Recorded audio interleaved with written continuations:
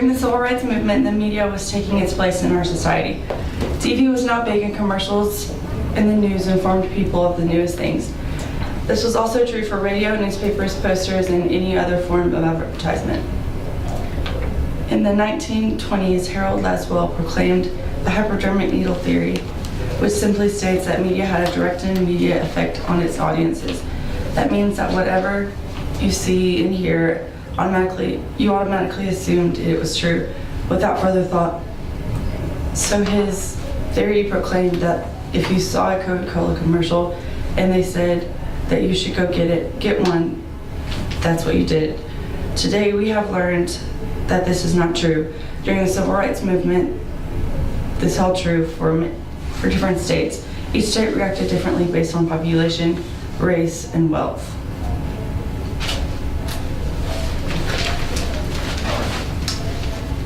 The hypodermic needle theory is said to be like a magic bullet which enters the mind of audience and injects a particular message.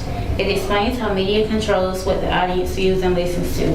Approximately 12 million people in the United States heard the broadcast, and about 1 million of those actually believed that was a serious alien invasion was underway.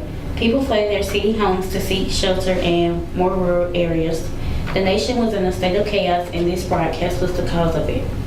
The New York Times claimed that thousands of people were gripped by mass hysteria, while thousands of people may have been panic-stricken. There were only a small proportion of the 6 million people who enjoyed a quiet night around the radio. The popularization of mass media, along with the increase in advertising industry or propaganda, have affected both positively or negatively on audience. It is dangerous as a huge mass is influenced directly and at the same time. Messages injected can have the desired response, which can cause problems in instruction or rule in uniformity. The media is a fickle thing. Not only is it constantly changing, but it also has the power to make its audience believe whatever it wants to. In 1963, during the events of the Civil Rights Movement in Birmingham, Alabama, the entire nation was fascinated with the events that were going on down south in places like Birmingham, Alabama.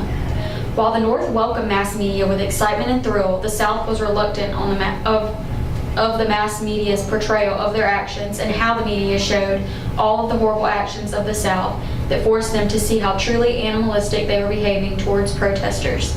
It was embarrassing to the nation.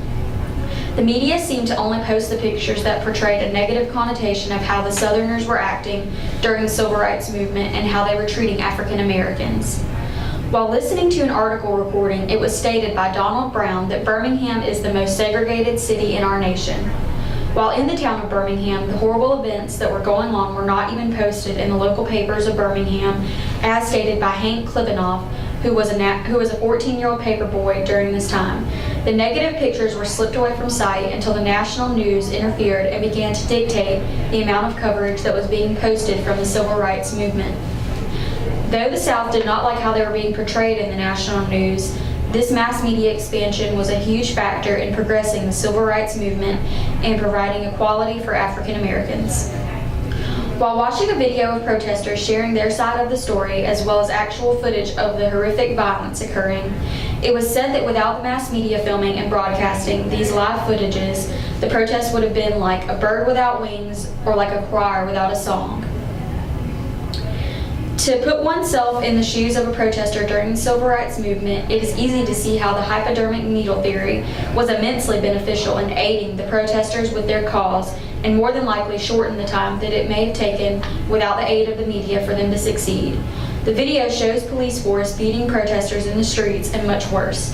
In a world so full of many that were against the equal rights of African Americans, it is certain that the effects of mass media helped to keep the protesters moving forward for their cause and help them to obtain the equal rights that they have today. Although we now know that the hypodermic needle theory does not hold true, it is understandable why people believed it had some truth to it. The thought that information could directly affect a person makes sense on a simple level. We can see how our understanding of the hypodermic needle theory and how media's influence relate to America's view and reaction to the Civil Rights Movement. Depending on the message sent, you can guess how people directly interpreted the message. We can see This in the newspapers in Birmingham, Alabama. Hank Klivanoff says that in an event where a police officer ordered a dog to attack an African-American protester, every major news source featured the article on the front page. In Birmingham, these articles are put on the second or third page. Regulating where these articles are put regulates how the article affects people. If in relation to the hypodermic needle theory, people do not see an article in their minds, they will see it as less important. While many newspapers in the South were reluctant to feature articles on this topic, newspapers such as the New York Times would use these articles as turning points in American history. The March on Washington was one of the events that was regularly featured in large northern newspapers. On the day of this event, there were thousands of journalists and hundreds of people from the major television stations there to capture the moment. Without this number of people covering the event, people would not have been able to gain first-hand knowledge of the event, and they would not have been directly affected by it. We view the thought about the civil rights movement in direct correlation with how media portrayed the time.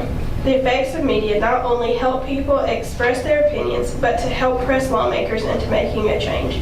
The hypodermic needle theory backs up this thought by stating that anything viewed on TV, heard on radio, or read in newspapers directly affects the thought of the person interpreting the message.